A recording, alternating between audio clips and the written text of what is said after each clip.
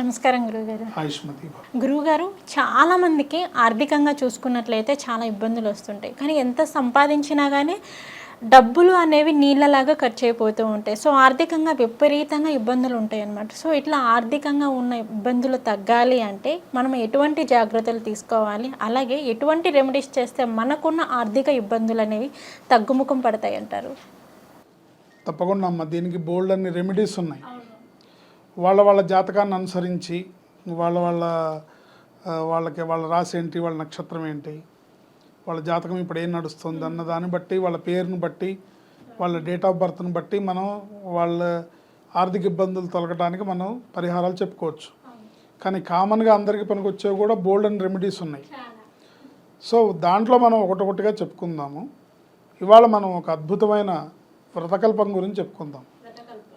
ఆర్థిక ఇబ్బందుల నుంచి బయటపడడానికి శ్రీ వెంకటేశ్వర స్వామి వారి వ్రతకల్పం, సత్యనారాయణ స్వామి వ్రతంలాగా.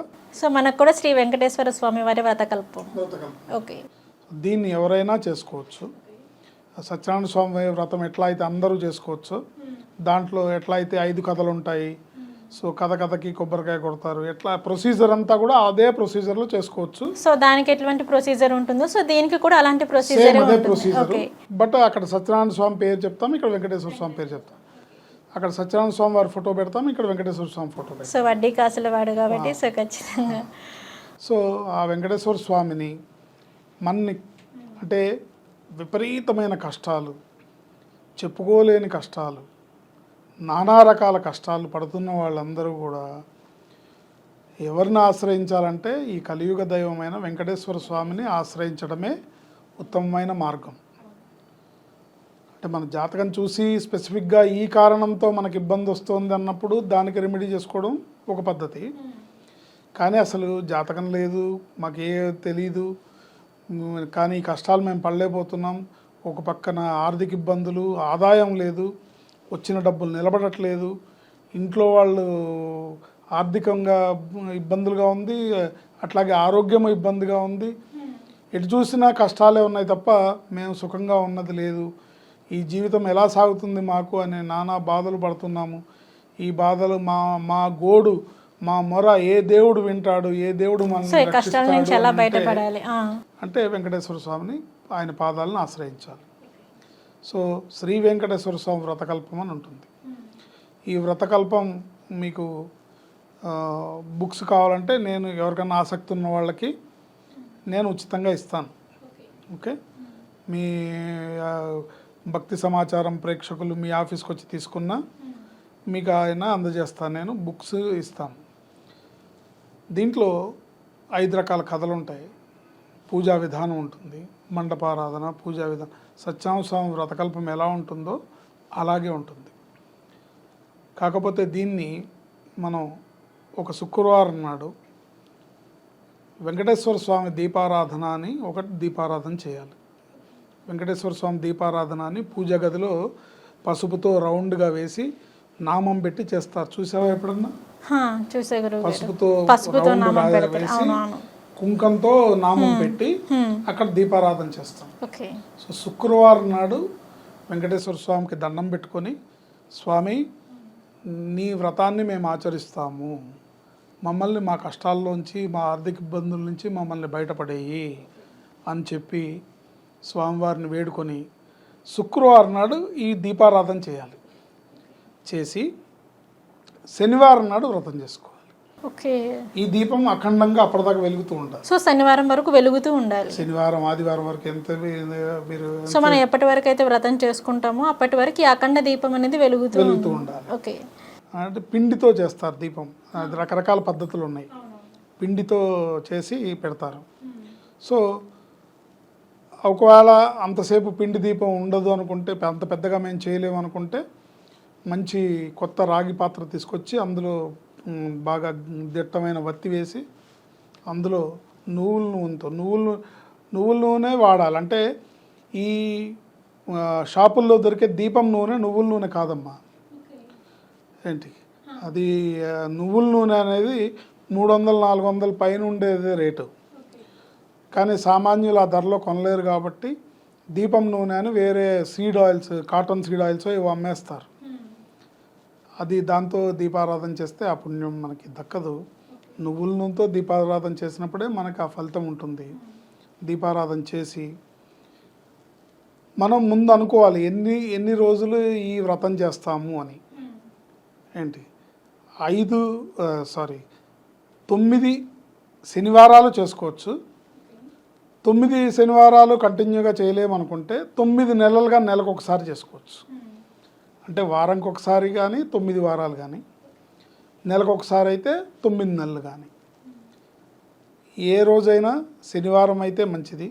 శనివారం కాకపోయినా ఏకాదశి రోజైనా, పౌర్ణమి రోజైనా, ఏంటి స్వామివారి నక్షత్రమైన శ్రవణ నక్షత్రం రోజైనా ఈ పని మనం చేసుకోవచ్చు. వెంకటేశ్వర స్వామికి దండం పెట్టి శుక్రవారం నాడు దీపం పెట్టుకొని శనివారం నాడు వ్రతం చేసుకొని మీకు స్తోమత ఉంటే పంతులు గారిని పిలిచి యథావిధిగా చేయించుకోవచ్చు. కానీ వాళ్ళ రోజున పంతులు గారికి దక్షిణ ఇచ్చేంత స్తోమత లేదు, అసలే మేము ఆర్థిక ఇబ్బందుల్లో ఉన్నాము, మేము చేసుకోలేమంటే మీ సొంతంగా కూడా మీరు చేసుకోవచ్చు. స్వామి ఫోటో పెట్టుకొని దానికి బొట్లు, గంధం, కుంకుమ బొట్లు పెట్టి స్వామివారికి మీకు వచ్చిన విధంగా పూజ చేసేసి నివేదించాలి స్వామివారికి. ఎట్లా అంటే పులిహార, పరవాన్నము, పూర్ణ బూరెలు మీ శక్తి కొలది. అంటే ఇన్ని చేయక్కర్లేదు, భక్తి కొలది. అంటే మనకున్న శక్తిని లోభించకూడదు. అంటే చేయగలిగి ఉండి కూడా చేయకుండా లోభించకూడదు. మనస్ఫూర్తిగా ఇస్తే ఆయన కూడా మనస్ఫూర్తిగా మీకు తిరిగి ప్రసాదిస్తాడు. పులిహార, పూర్ణబూరలు, పిండి ప్రసాదం చేస్తారు. గోధుమ పిండిలో జీడిపప్పు, పంచదార, కిస్మిస్లు, బాదం పప్పులు ఇలాంటివన్నీ వేసి పిండి ప్రసాదం అంటారు. అలాంటి పిండి ప్రసాదం చేసి ఈ 5 కథలు చదువుకొని, వెంకటేశ్వర స్వామి వ్రతకల్పం 5 కథలు చదువుకొని మనస్ఫూర్తిగా దండం పెట్టి కొబ్బరికాయ కొట్టి తగు రీతిలో మీరు పూజ చేసుకొని స్వామివారిని మనస్ఫూర్తిగా వేడుకుంటే తప్పకుండా మీకున్న అప్పులు తీరుతాయి, మీకున్న ఆర్థిక సమస్యలు తీరుతాయి. మీ సమస్య ఏదైనా సరే ఖచ్చితంగా తీరుతుంది. ఆర్థికంగా మీరు ఎంత పెద్ద ఇబ్బందుల్లో ఉన్నా సరే దానికి ఒక చక్కటి మార్గం దొరికి, చక్కటి పరిష్కారం దొరికి స్వామివారి అనుగ్రహంతో బయటపడతారు. అన్ని సమస్యల నుంచి బయటపడతారు. మనస్ఫూర్తిగా చేసుకోవాలి. 9 శనివారాలైనా చేయొచ్చు, 9 నెలలైనా 9 ప్రతి నెల మొదటి శనివారం, రెండో శనివారం ఏదో ఒకటి పెట్టుకొని, ప్రతి నెల ఏకాదశి రోజు, ప్రతి నెల శ్రవణ నక్షత్రం రోజును, లేకపోతే అమ్మవారి నక్షత్రం ఉత్తరా నక్షత్రం, అమ్మవారి నక్షత్రమైన ఉత్తరా నక్షత్రం రోజు కూడా చేసుకోవచ్చు. ఇలా చేసుకుంటే తప్పకుండా మీ సమస్యల నుంచి మీరు బయటపడతారు. ఆయనకి మొక్కుకోవచ్చు, స్వామి మా కష్టాల నుంచి బయటపడితే మేము కొండకి నడిచి వస్తామనో, లేకపోతే కొండకు వచ్చి నేను దర్శనం చేసుకుంటామనో మొక్కుకోవచ్చు.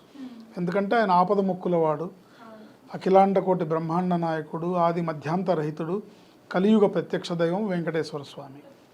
సో మీ కమిట్మెంట్ మీరు ఏమనుకుంటారో, ఇది ఇట్లా మీరు కొండకు వస్తానంటేనే ఆయన అప్పులు తీరుస్తాడు, లేకపోతే మీరు నడిచొస్తా అంటేనే ఆయన బాధలు తీరుస్తాడని అర్థం కాదు. మీరు మనస్ఫూర్తిగా మీరు ఏమనుకుంటారో అది అనుకున్న మాటని తూచా తప్పకుండా నెరవేరిస్తే తప్పకుండా ఆయన అనుగ్రహంతో మీరు అప్పుల్లోంచి బయటపడతారు, అనేక రకాల సమస్యల నుంచి బయటపడతారు. ఓకే గురువుగారు, ఆర్థికంగా మనకున్న ఇబ్బందులు తొలగిపోవాలంటే వెంకటేశ్వర స్వామిని ఏ విధంగా పూజించాలి, అలాగే వెంకటేశ్వర స్వామి వ్రతం అనేది మనం ఏ విధంగా చేయాలి అనే దాని గురించి అయితే మాకు వివరించారు. అలాగే చాలామంది అంటారు గురువుగారు, శనివారం రోజు ఖచ్చితంగా తలస్నానం చేసి వెంకటేశ్వర స్వామికి దీపం పెట్టాలి అనేసి అంటారు. అలా చేయని పక్షాన మనకి కీడు తలపిస్తుంది అనేసి అంటారు. సో అంటే శనివారం రోజు ఖచ్చితంగా తలస్నానం అనేది చేయాలి అంటారా? మగవాళ్ళు తప్పకుండా శనివారం నాడు తలస్నానం చేస్తే మంచిది. ఇది మనం మళ్ళీ ఇంకో వీడియోలో చెప్పుకుందాము. ఇది ఒక్క తలస్నానమే కాదు, తైలాభ్యంగన స్నానం చేస్తే చాలా మంచిది. తైలాభ్యంగన స్నానం అంటే ఒంటి నిండా నువ్వుల నూనె పూసుకొని, ఎక్కడ కూడా ఇంత కూడా గ్యాప్ లేకుండా ఒంటి నిండా పూసుకొని చేయాలి. ఇది తెల్లవారుజామున చేయాలి. తెల్లవారుజామున 5 గంటలకి, తెల్లవారుజామున 5 గంటలకి బ్రాహ్మణ ముహూర్తంలో ప్రాతకాలంలో చేయాలి. చేస్తే అనేక రకాల శని బాధలు, అంటే ఎవరికైనా సరే శని మహర్దశ నడుస్తున్నా, ఏలినాటి శని నడుస్తున్నా, అష్టమ శని నడుస్తున్నా, అర్ధాష్టమ శని నడుస్తున్న శని భగవానుడు మీ జాతకంలో ఇబ్బందులు పెట్టే స్థానంలో ఉన్న, ఎటువంటి రోగ స్థానంలో ఉన్న, ఎటువంటి బాధల నుంచి అయినా బయటపడవచ్చు. ఆయన అనుగ్రహాన్ని పొందాలంటే వెంకటేశ్వర స్వామిని దర్శించుకోవడం, శనివారం నాడు నియమనిష్టలతో ఉండటం, శనివారం నాడు ఒంటిపూట భోంచేసి స్వామిని మనస్ఫూర్తిగా అర్చించి పూజించినట్టయితే తప్పకుండా మీ కష్టాల్లోంచి మీరు బయటకు వస్తారు, అన్నిట్లోంచి బయటపడతారు. ఓకే గురువుగారు, శనివారం రోజు తలస్నానం ఖచ్చితంగా చేయాలా అనే దాని గురించి అయితే మాకు ఇంకా నెక్స్ట్ వీడియోలో తెలియజేస్తా అని చెప్పారు. కానీ ఆర్థికంగా ఇబ్బందులు ఉన్నవాళ్ళు, సో ఆర్థికంగా ఉన్న ఇబ్బందులు తొలగిపోవాలి అంటే వెంకటేశ్వర స్వామిని ఏ విధంగా పూజించాలి, అలాగే వెంకటేశ్వర స్వామి వ్రత కల్పన అనే వ్రతాన్ని ఏ విధంగా చేయాలి అనే దాని గురించి అయితే మాకు వివరించారు. ధన్యవాదాలు గురువుగారు. ధన్యవాదాలు.